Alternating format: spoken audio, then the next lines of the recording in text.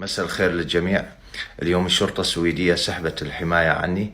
اليوم الشرطة السويدية سحبت المكان اللي كنت أنا أسكن به، المكان المحمي.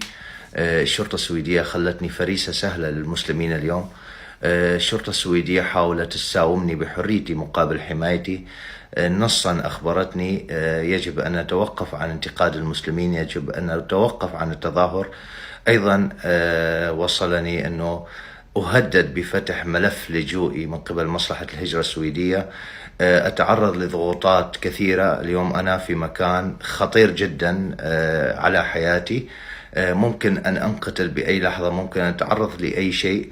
لذلك أحمل مسؤولية أمني وسلامة حياتي الشرطة السويدية. الشرطة السويدية حاولت أن تخرق القانون معي، حاولت أن تدعس على القانون السويدي بطلبها مني بتوقيع بوثيقة غير قانونية معهم مقابل حمايتي.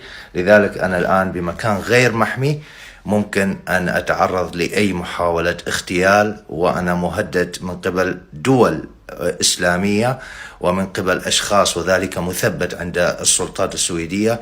لذلك أنا أحمل مسؤولية حياتي وأمن وسلامتي الشرطة السويدية والسلطات السويدية، وأتمنى من كل شريف، من كل شجاع، من كل حر أن يقف بجانبي، يشارك هذا الفيديو ويعيد نشر هذا الفيديو ويكتب هاشتاج نحمل مسؤولية أمن وسلامة سلوان موميكا السلطات السويدية.